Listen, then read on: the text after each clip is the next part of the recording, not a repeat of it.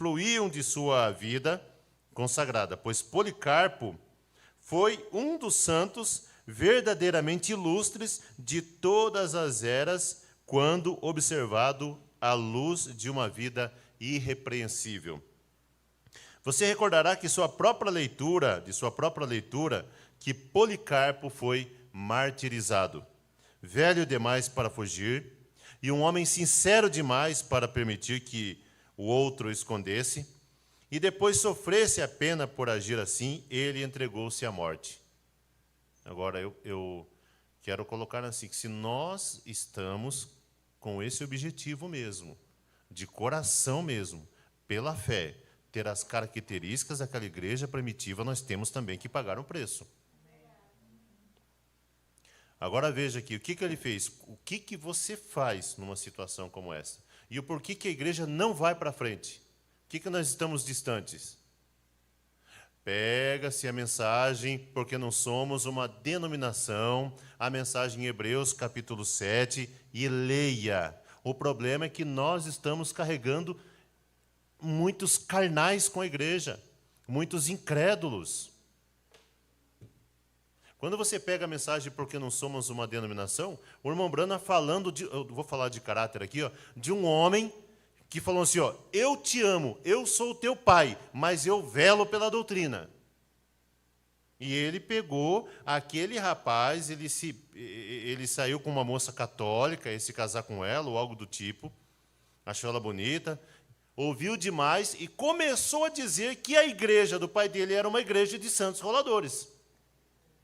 E esse pastor falou bem assim, irmão Brana, o que eu faço? O senhor não quer ir lá conversar com ele? Ele falou, eu tenho um caminho melhor. Voltaram, falaram com ele, porque são 4 processos dentro disto, né? De São Mateus, capítulo 18. Foi lá, falou com ele, se arrependa. Deu tempo, deu 30 dias. Ele falou, ele tem tantos minutos para aparecer por ali e se arrepender. Ele não se arrependeu, ele não se acertou. O problema, muitas vezes, é que nós temos dó. Nós ficamos orando por pessoas que Deus quer tratar com elas. E pessoas dizem, pastor, ora por mim. Não, é você quem errou, é você quem pecou, tem que acertar. E o passo é entrar por aquelas portas ali, a se reconciliar com a igreja primeiro. E depois se acertar com Deus. Ah, pastor, eu nunca vi isso. É porque você não lê Bíblia. É porque você é carnal. Não procura ter entendimento dessas coisas. Tem muitos filhos e filhas que estão seguros pela bondade de uma igreja. Parece rude, mas é verdade. Leia, seja espiritual para entender isso, que enquanto você estiver orando, Deus nunca vai tratar. E às vezes a tua oração está impedindo até a pessoa de ir para frente, prosperar lá no mundo.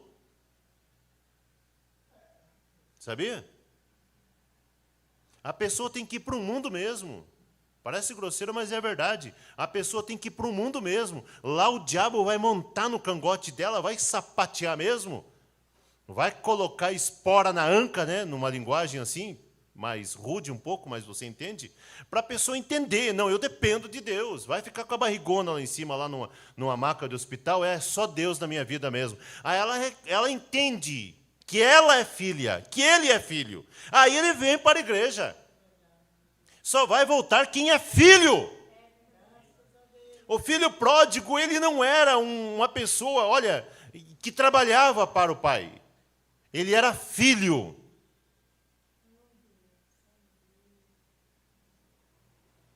A pessoa está muito distante, blasfema, chama aqui de seita, chama de denominação, não respeita a sua fé e você está lá de joelhos orando. Isso não é pensamento meu, não, é Bíblia, é a própria Bíblia. É só você ler lá que você vai ver. Quando você estiver com dó, a pessoa vai para o inferno por causa da tua oração. É verdade. Assenta comigo, pastor, o senhor vai ter que conversar comigo e me explicar isso agora direito. Eu assento, eu converso com você, eu mostro na Escritura. Não blasfema, falam, blasfemam daquilo que não sabem. Acho que foi Tito que falou sobre isso, né? Ah, o fulano me disse. Ah, o outro fulano saiu fora. Ah, não, lá é tudo assim. Fracassou. Fracassou. São tudo fracassados. Ah, o pastor lá, assim, o que você está fazendo que ainda não foi criatura de Deus? Se você tem um pastor como um mascote, um ídolo, teu lugar não é aqui. Aqui é o lugar de Jesus Cristo. E a pessoa vai, faz. E a pessoa lá, a mãe, ou às vezes o filho, está orando pela mãe, pelo pai e tal, está lá blasfemando, bebendo, curtindo o mundão. Sou novo ainda, vou curtir minha vida. Esse negócio de igreja está tudo errado. É só para encher bolso de pastor. Continue com esse pensamento. Nosso interesse aqui, o irmão Brana diz, e eu digo, do profundo da minha alma, diante de Deus, o meu interesse aqui, não é o teu dinheiro, não é o dinheiro de ninguém. O meu interesse é a tua salvação. Um pedófilo, ele vai ser condenado por aquele ato, não é verdade? Um criminoso, um assassino, ele vai ser condenado por aquilo, ele vai ser julgado e condenado, né? Não é verdade? Né? E um pastor, como é que vai ser?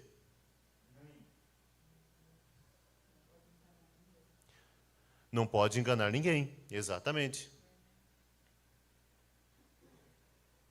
Irmão, tem vezes que a gente senta e chora querendo parar. A minha esposa aí, às vezes ela não entende. Não entende por que você está assim e tal. É preocupação, desgosta. Por quê? Porque nós temos que levar esse daqui realmente a sério. Não é no melhor do nosso entendimento, não. A coisa é mais além agora. Eu não vou fazer uma tentativa para ver se dá certo. Ou vai ou não vai. Antes de morrer, agora sim. Antes de fazê-lo, pediu que lhe fosse concedido permissão para orar 2 horas por seus irmãos no Senhor. Pelos crentes, né? Pela sua igreja. Pelo governador, por seus inimigos e seus captores, como os grandes santos de todas as eras, e desejando uma melhor ressurreição, ele permaneceu firme, recusando-se a negar o Senhor, e morreu com uma consciência limpa. Ele foi posto junto ao poste, desamarrado por seu próprio pedido, o fogo foi aceso, o fogo desviava-se de seu corpo, recusando-se a tocá-lo. Ele foi traspassado com uma espada. Quando isso foi feito, água jorrou de seu lado, abafando as chamas. Seu espírito realmente foi visto partindo na forma de uma pomba branca liberada de seu peito.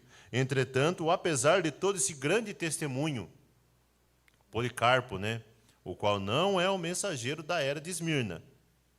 Mas veja, esse estudante de João, o revelador, por que ele não foi um mensageiro para essa era quando ele tinha essas características aqui? Por quê? Por que o irmão Brana não colocou ele como mensageiro para essa era aqui? Ele vai dizer assim, porque não foi um militante contra o sistema nicolaíta. Pois ele próprio, olha aqui, ele próprio se inclinou à organização, não percebendo que o desejo de companheirismo, o que parecia ser um bom plano para fomentar a obra de Deus, era realmente um ardil do inimigo.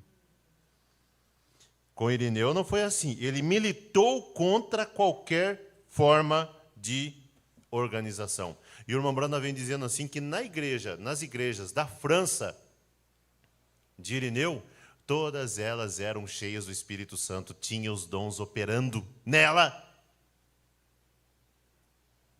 Sabe que suas igrejas na França tinham os dons do Espírito entre elas, pois os santos falavam em língua, profetizavam, ressuscitavam os mortos, curavam os doentes pela oração da fé. Ele viu o perigo de qualquer tipo de irmandade organizada. Por que na mensagem o irmão Brana falava assim, eu sou contra esse tipo de coisa? É uma organização. Porque a organização separa a fraternidade. Não tem liberdade do Espírito Santo. Ah, nós queremos ser companheirismo. É maravilhoso, é bom. Mas qual a intenção? Para criar um reino em torno daquilo?